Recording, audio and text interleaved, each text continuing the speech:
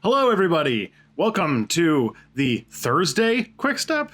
Yeah, this is going to be a thing from now on. I'm switching things up. So, 2 nights ago was the big election in the United States. I had a stream that I held that night with my wife, Kelly. It was wonderful. Over 150 of you came out for the event. It was amazing. We had a really good time, and you guys seem to have a really good time yourself. You asked for Kelly to come, so we'll see if we can get her on for future shows. But yeah, the election was in many ways interesting, but in also many ways not a surprise. So let's talk about the context behind the 2018 midterm elections and what was at stake, and now that the results are more or less in, what that means for the future. Allons-y. The first thing we need to talk about that is different in every election in America is what is the ground of the Senate that's going to be coming up. For those who haven't taken American civics, the Senate are elected on 6-year terms, which means that every election, 1/3 of the Senate is up for grabs. This also means that the people who got elected were the ones who got elected last time in 2012, which was the presidential election between Barack Obama and Mitt Romney. And just by the way that the state shook out, a lot of the Senate seats that were up for grabs were Democrat incumbents, actually a lot of Democrat incumbents. On top of that, they're from states where in 2016 they switched from Democrat to Republican to vote for Donald Trump. So one of the big questions in the air was whether or not the 2016 election, where a lot of these, especially Midwestern states, went to Trump, was some sort of aberration. We were looking in various other ways to see what would happen for the effect of Trump. The turnout for a midterm election is usually really low, but this year it was of record highs. You probably noticed that there was a definite shift in tone from the last election to this one, with a whole Twitter 2016 me versus 2018 me meme going around. And the election itself took a dark turn. As I mentioned last week, Donald Trump tried to use his campaign to paint a whole bunch of completely legal asylum seekers, the caravan that are months away from getting to the United States, as some sort of foreign invaders that might have Middle Easterners among them. So it was more openly racist than usual, and that is saying a lot for Donald Trump. Also, since 2016, the DSA, the Democratic Socialists of America, on top of groups like the Justice Democrats and Our Revolution, have shown a large growth in support for millennial candidates, especially those who are for the DSA socialists, for Our Revolution progressives, and for Justice Democrats opponents to the way that current campaign financing works. And exit polls showed that 55% of Americans who went to vote had an unfavorable view of Donald Trump, but that was going to face against the powers of voter suppression and gerrymandering, which I think we cannot underestimate. For the last several elections, Republicans have been winning races despite having less votes, even in the House. This is due to the redistricting laws that draw out what seats get what. There's a really good video explaining how gerrymandering works by CGP Grey, and I will point to it here. And another thing that is in the Republican arsenal when they know that the popular vote will lead to them losing is they're really big on voter suppression, which means that they'll do things like purge the voter rolls and put in a bunch of election measures that are designed to make the vote more secure. But that always seems to result in making it harder for people of color and working class people to vote, when they will push for extremely unsecure voting machines and ones that don't work. And in the case of Georgia this year, voting machines that didn't even have the plugs that were needed to plug them in. So things that are being sold on the internet as like heartwarming moments of civic engagement, like people waiting in line for 2, 3, or 4 hours in order to vote, are signs that they're trying to make it as difficult to vote as possible in order to suppress those who don't have 2, 3, or 4 hours to spare. That's mostly working class people, especially people of color, which is significant in Georgia because like 30% of Georgia is African American. It's the blackest state in the union. But it happened. The election is now over. The votes are in. Things have been counted. There are some talks about having a recount in some places like Florida, but the general gist of it is that the Senate is still in control of the Republicans. In fact, the Republicans made some gains, and the House is in control of the Democrats. I will point out that there has been talk on Twitter that the Senate went to the Republicans despite the fact that they got way fewer votes yesterday. I have to point out, though, that that is sort of the point of the Senate, and I think that if your issue is with the Senate not being democratic enough, your issue is with the concept of a Senate, not with how the race was run, which I totally get. I'm not a big fan of the Senates either. I will also point out that a lot of Democrats who ran on a sort of centrist platform, trying to be a mild right-wing version of things, trying to be like conservative Democrats, blue dog Democrats, whatever you want to call them, a lot of them lost. Good example would be Joe Donnelly in Indiana, who ran as a sort of centrist Democrat, lost miserably. Meanwhile, the left-wing Democrats, the more progressive ones, even in Republican areas, way outperformed their compatriots. Trying to give you an idea, Democrats, for what kind of strategy you should be doing in the 2020 election. Let's be honest, whatever the Democrats are going to take from this election, it's not going to be the right lesson. The election also resulted in a lot of interesting, historic new candidates that show that, one, America is changing,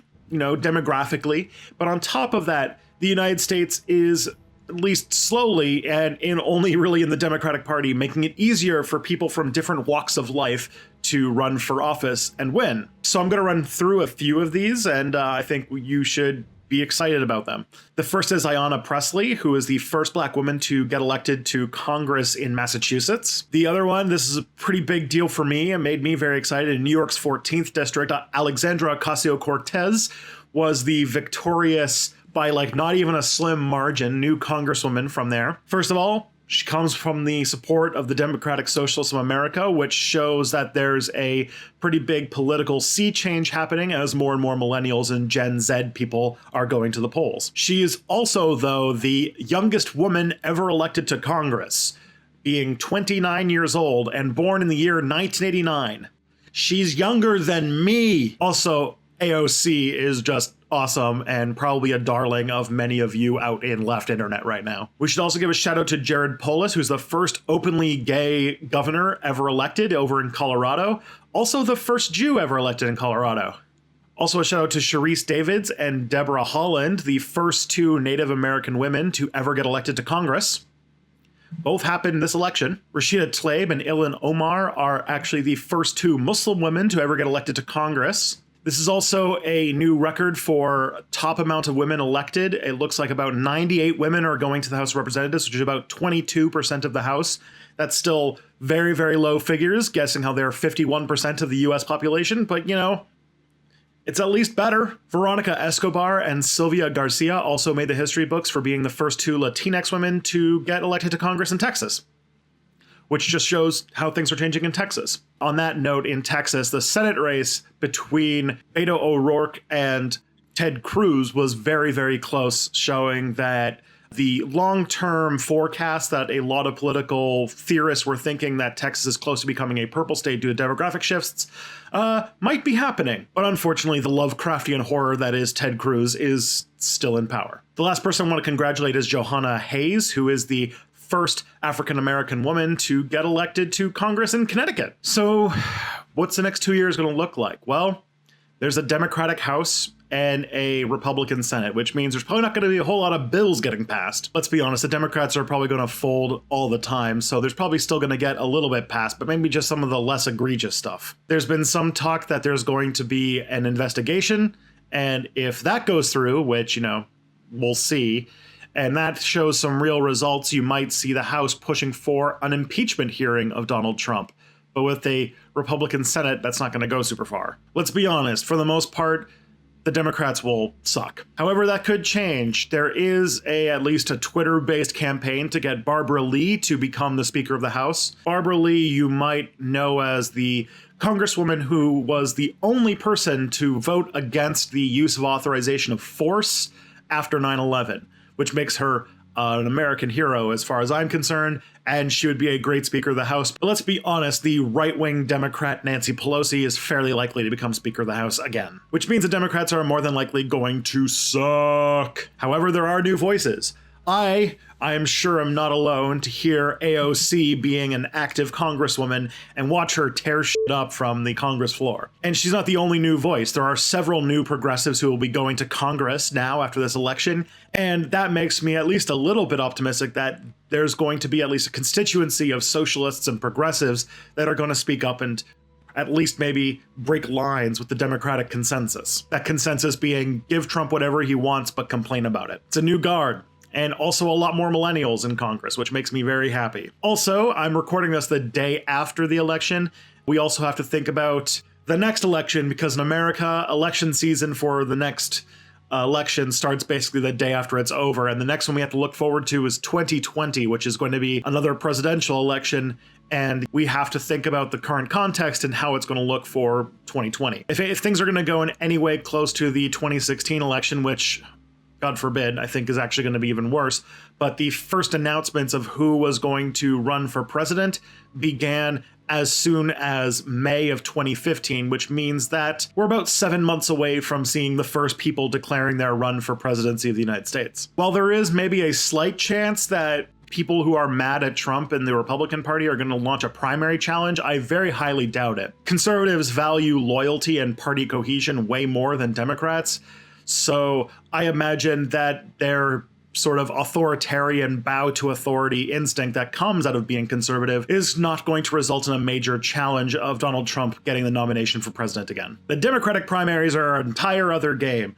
The presidential candidate for leader of the Democratic Party is going to be a huge field. There are a lot of people who've been dancing around it, and I would not be surprised to see a huge packed field, very much like what you saw with the Republicans in 2015, 2016. I should probably do another quick step, maybe in a few months, where we talk about who looks like they're going to be running for president and what the Democratic primaries might be like with some of the major changes that have come up. And yeah, Trump will be up for re-election, so whatever he gets up to in the next 2 years, and whatever fights break out between Congress, this new, Democratic House, and the White House, is probably going to be the center of whatever this election ends up being like. I will say, though, that the Senate race looks a lot better for the Democrats than it did this year, and I think this is one thing that I noticed is not being appreciated. In 2018, 24 Democratic Senate seats were up for grabs, as opposed to 9 Republican ones, which, that means it was an uphill battle for the Democrats anyway. Nobody was really expecting the Democrats to take the Senate, so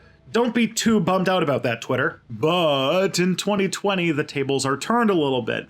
There are about 20 Republican seats to 11 Democratic ones. And the 2020 election, on top of being whether or not Trump's going to get a second term, what's the future of the Democratic Party? Oh, and also a whole bunch of Senate seats. What more could possibly make 2020 even more of a hair-tearing out election? It might be the most important election for the next 10 to 20 years. Why is that? Well, my friends, it's because it's time for the census. Yes, in America, every 10 years, the US has a census where they gather how many people live in different districts, and after that census is complete, that is when the states start drawing all of their electoral districts over again in order to match population drift. Now, the Republicans have shown that they have absolutely no qualms about using any dirty trick to win despite not having the popular vote, so gerrymandering and voter suppression are tools in their toolkit. And so if the Republicans take Congress in 2020, if Trump takes the White House in 2020, you can probably guess that the levels of gerrymandering are going to be way higher than they even are now. And they're pretty high now because 2010 was the Tea Party election, in which they already pretty highly gerrymandered a lot of the United States. That's why the House stayed Republican for so long, despite the fact that the Democrats get way more votes. So yeah, 2020 might be one of the most important elections maybe in my lifetime. But between now and then, the ball's in the court of the Democrats. They're on offense. They have the House. What are they going to do with it? The world's watching. And in the balance. Let's see how it goes.